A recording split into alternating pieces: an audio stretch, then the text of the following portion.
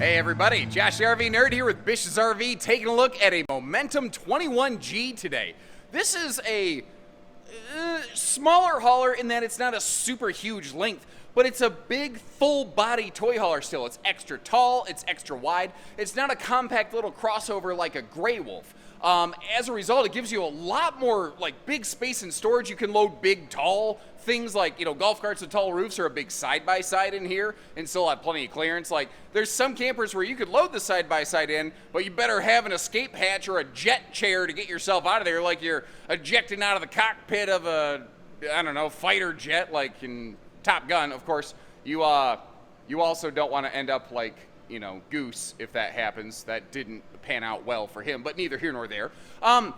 This thing also has a special surprise. It has a true queen bed slide out. The first time I saw something like that done in a toy hauler was actually in the Fusion travel trailer series, and I've seen some other brands do a clone of this floor plan. I do think this is the best executed of all of them. Now, that being said, it's not the least expensive, and it's not the lightest weight. This is pushing 7,200 pounds dry. I don't really think that's necessarily a great fit for a half ton. The length isn't the problem, but by the time you load up a bunch of cargo into this, it's going to be a chunk of weight for a half ton to be towing around.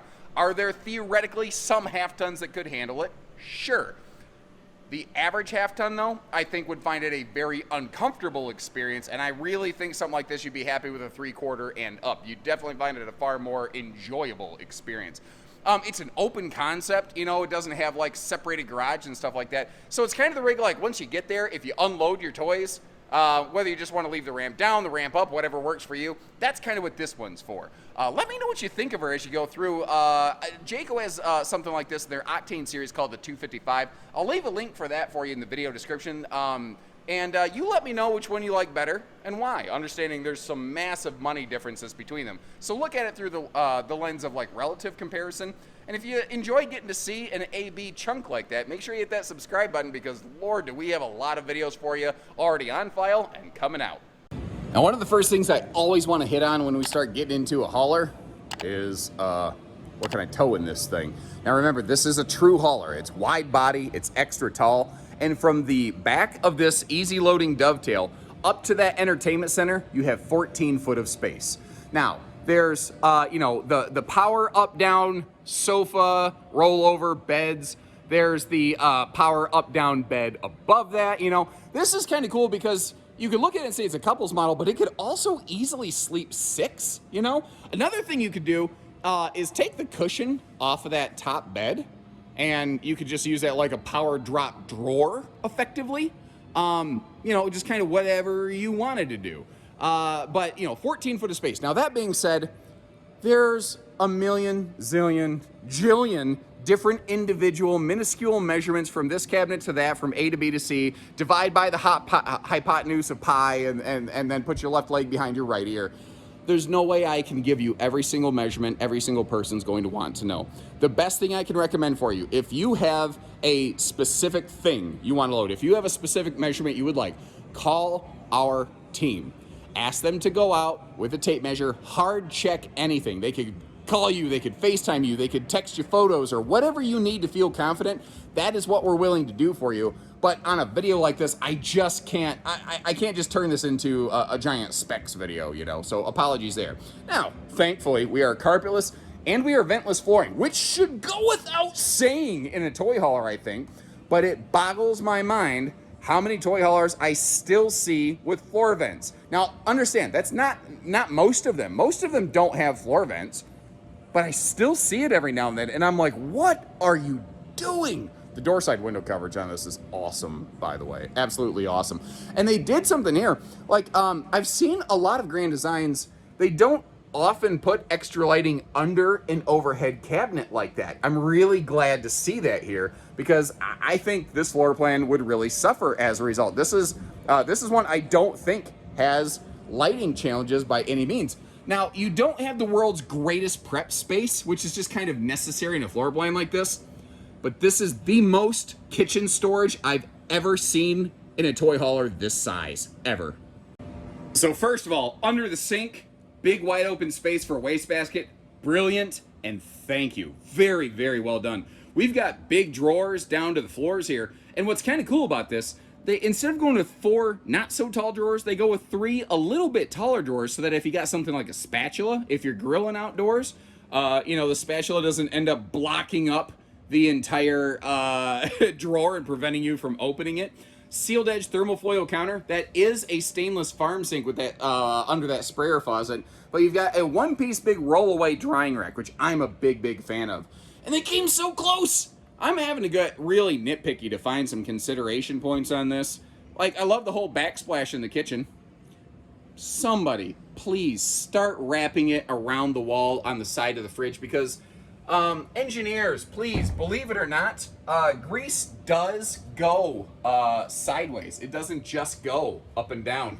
Now, right here, I'm wondering what people think about this. So you've got a normal microwave and a normal stovetop and a normal oven. And I'm stressing the word normal because so often in toy haulers, what you end up with is no traditional oven, but a convection microwave. But so many toy haulers are really kind of designed to be used off-grid that always, like, I like convection microwaves, but I don't know if that always made the most sense to me. Right there, what we're looking at is the 12-volt compressor fridge.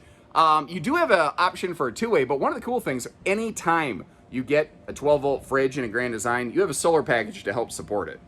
Now, moving forward here, one thing I want to make sure that you see is that just like a big Momentum fifth wheel, you've got one of those big rain censoring XL vent fans right here, where that is really awesome. Is, you know, if you are camping off grid, you don't always want to run the generator. Maybe you don't have a generator. I don't know. You want to open some windows or whatever. You want some fresh airflow. That thing can really move a lot of air around the RV. Now, that is a smart TV that we're passing, by the way. And you are going to maybe get a look at my dirty shoes here in the mirror. Oh, my feet are already past it. I didn't realize this display was a dirt floor display. And I wore my comfy walking shoes, which used to be white. Used to be. It's all right though, man. They're just shoes. I don't care. Now, notice how they gave us like those little corner shelves. Frankly though, they're cute. They're cute, but I don't know how useful those really are. What would you even put there? You know, you could barely put a pill bottle on those. I'll give them an A for effort. At the same time, I don't want them any bigger because then I'm going to bang my head on them. This is a pretty deep bed slide though, and this is what's cool about this. They squeezed a bed slide instead of a corner bed into a short floor plan. This floor plan is nothing new in the RV industry, but historically it always just had a bed shoved up in a corner like a bunk. This is a 60 by 80 true queen. Now that being said, it does mean this bedroom is in a little bit of a pinch when it comes to things like storage. Now they opened everything up best they really could. I do like the backlight around that mirror though. That shelf over there, you know, this is not a super CPAP friendly floor plan. You know, if you have a CPAP machine like on that shelf, you're probably going to have to get like a long extended hose and you might be kind of wrestling with it. You're going to feel like you're getting attacked like a Jacques Cousteau kind of squid overnight. There is some storage down below these drawers. It's not super deep. It's better than nothing, you know. We are kind of just figuring out cute alternative solutions in here. I'm saying the word cute a lot. Someone's going to tell me you need to go hang some sheetrock around an engine I'm rebuilding to regain my man card, but I don't really care. You got that extra closet in there. Now, what's kind of interesting here, though, the way they did the bedroom entertainment. So if you lay on the bed over here, the wall across from you is set if you wanted to add, you know, a little bedroom TV. I don't know that I'd worry about it too much. Chances are for me, by the time I'm ready to crash in a camper like this, crash in a toy hauler. That's not exactly the best phrasing, is there? Okay, well, I'm going to move on from that. What I did want to point out, though, I like what they did here. I've never seen another manufacturer with a front bath and front bedroom side-by-side combo like this that gave us a direct entry bathroom door. I like that. Normally, you have to leave your bedroom, go out like into the living room, and then go around into the bathroom. Now they're right next to one another. It's not a big deal, but that's what you've always been required to do. And I also want to point out something. This is very personal, very subjective, but that mattress, it wasn't amazing, but it wasn't terrible. That's the kind of mattress I think a lot of people just throw a phone topper on and say, man, that's not bad. That's good enough. I could work with that. Now with this being a toy hauler, awesome extra tall ceiling space in there, because, you know, it's extra, the whole thing is bigger. Easy step-in shower. And they did a good job, like, with the space in here. The one hiccup with this bathroom, because I do try to point out not just the good, but, you know, the things that make, you got to consider too. There's not really any sort of linen space in this bathroom. So if you forget a towel, you're either going to be a streaker, and I hope you shut your windows before you do that, somehow, or you're going to have to go, help. One of the other things I really like to do is take the time to close up the slides for you. I call it road mode. Now, normally that means in like the living area, but in this case, it's just the bedroom. By the way, your control panel's in that upper cabinet right there. I don't know if I displayed that earlier. This is a folding mattress. It does have to be a folding mattress, which I'm glad they gave us a decent mattress. And like I said, a foam topper, you could easily roll up and fold out of the way. So that's just one of those little, you know, bonus tips for you from your Uncle Josh. If you like seeing extra little tidbits like that, make sure you hit the subscribe button, because we're always going to do everything we can to make sure we set you up successfully. Because the last thing I want you to do is not realize you have to do that and close it and crush something, because, man, that's not fun for you. It's not fun for us. It's not the assignment, you know what I mean? And by the way, for garage privacy, once the ramp's down, it does come with this big, like, magnetic screen wall. I really like these things because they're easy up, they're easy down, they're lightweight. And when you're not using them, they don't really eat up a whole lot of storage. You can throw them just about anywhere. And even though it means jumping around a little bit, I kind of wanted to start outside here just sort of reestablishing the way everything looks since we spent a bunch of time inside. But you notice how we're parked right up next to this ugly mustard sunshine yellow wall. Well, there's some cool things over there that I don't want you to miss, and I want to hit those first before, frankly, I forget. First of all, back here, our fueling station. Now, unlike a big giant momentum fifth wheel, it is a single fuel cell, so you don't have split fuel capacity here, but that also does feed the generator prep. Speaking of which, hidden up front under the bed is the generator prep cavity. Now, you could get, obviously, a generator put in one of these, or you could just use it as storage, which is awful nice. And then another nice little surprise, also hidden under the bed, is a little docking station wet bay. All right, back out here where we actually have space to breathe and light to see things. Tell me the nose on that doesn't look awesome. I know the ramp patio, that Wolfpack's kind of in the way, but man, that looks awesome. Now, this one has no slides over here on the door side, which means the whole darn thing basically is one big giant patio awning, which is something Grand Design is really, really good at, giving us as much awning space as you reasonably can, typically. They do, on a lot of their models, put the speakers out there up really high. I gripe about it all the time. I'd really like it if they were lower, if they were in the skirt.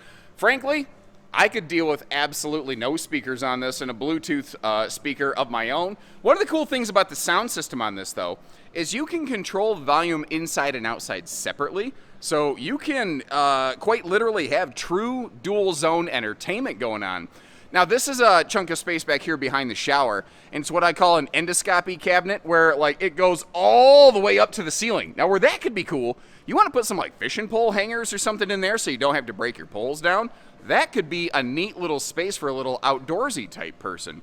Magnet holdback on the entry door is just a neat little touch. You know, they do it on baggage doors. Why not entry doors? It just makes a terrible amount of sense. I'm a big fan of stable steps personally, but I do think that those would be the wrong decision on this model right here, because it is an open garage. Sometimes you want every single square inch of space, and you don't want stable steps folding in, taking up space, especially when you're already kind of occupying a little bit of space with those chairs. Although, again, you don't necessarily have to always bring those with you. Backing up here a little bit, the TPMS system on these will talk directly to the master centralized digital beep boop control panel. And what's kind of cool about that is you can get the Compass Connect app, which is effectively LCI's One Control. And one app can handle, your slide, your lights, your awnings, a bunch of different stuff. And it can also communicate with your TPMS so that you have it all in one spot. Ooh! That is an awesome safety feature, but you can't see it because something is in the way. Hold on now. All right, the taillights. They're not down here. You know why? Have you ever been driving and you're a little bit half tuned out, and you're just kind of like spaced over, you're just looking over the hood of your car, you're just watching the yellow lines flip past you, and then you see a brake light in front of you, and what do? Your head snaps up, right? Brake lights up high are safer than brake lights down below. And these do have reverse travel lighting on them at the bottom there. And I like this. It doesn't have a rear awning, but it still has like a rear light. So that is acting as just general like patio light or something like that, which, I mean, basically you have a patio light that wraps all the way around the RV. Now, it looks like the lights under the awning are blue. They're not. We're just seeing an indirect reflection, and it's kind of like light polluted between the awning and the sidewall and everything. It's all white LED lights on the nose, under the awning, and off the backside here. Now, I need your opinion on something here, and I'm wondering if this is just something that's regional. If this is your first time joining us, I am but a simple Midwestern boy, born and bred in southern Michigan. I don't know why I'm talking like this, sorry. I don't know why I do these things. Where I come from, if a toy hauler doesn't have a ramp patio, you might as well hang up your spurs. Like, what are you even doing, man? You know? And I've noticed a lot of them out here in the travel trailer world don't have a ramp patio on them. Is this a regional thing? Like, I can understand there's more boondockers here, like I'm in Idaho, out west there's more boondockers, and if you're gonna just pull off grid somewhere, and it's screaming hot, you know, you can't exactly leave the ramp patio down the whole time and like run the air conditioner. That's not gonna keep up.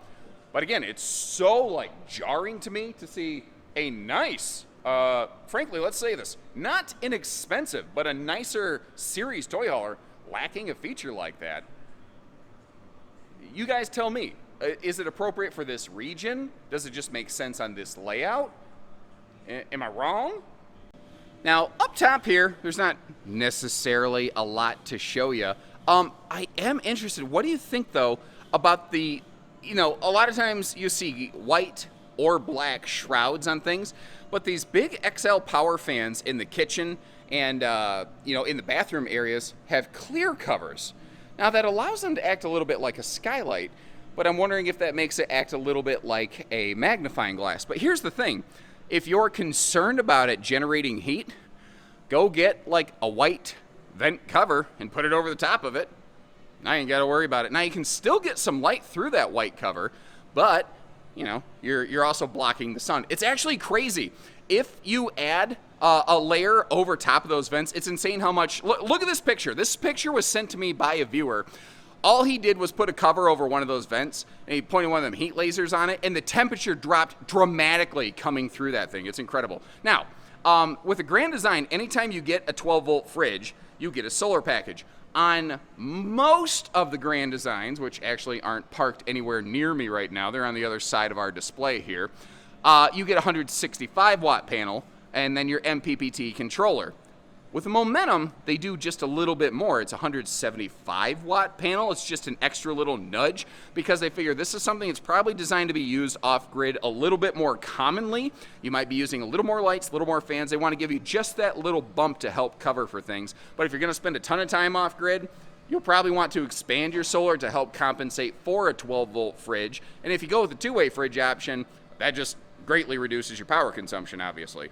So let me know your thoughts, everybody. Like I said, is it a regional thing where my Midwestern boy perspective says, why isn't there a ramp patio on that? Or is that really the better way to go, say, in different areas? You know, if you camp where it's really hot, I can see that you don't want to leave the ramp open all day and just pumping the AC out because, you know, the ghost of your dad is in your head, or maybe your actual dad is still around. We have microchips in our heads. If you leave the door open and we got the air conditioning on, it starts going crazy. And we're like, what are you trying to do, cool down the whole neighborhood? And the older I get, the more dad I become. I recently took my gym shoes, running shoes, and degraded them down to lawn shoes. But before they were gym shoes, they were my everyday walking shoes, the 3-stage phase. And have you ever taken the lawn shoes that are gross and you're like, I don't want to get rid of them. We've seen so much together. I have guilt about throwing away junk shoes. It's got to be the most dad thing ever. What am I doing? Oh, hey, thanks for watching. Take care, stay safe, have fun. Happy camping, everyone.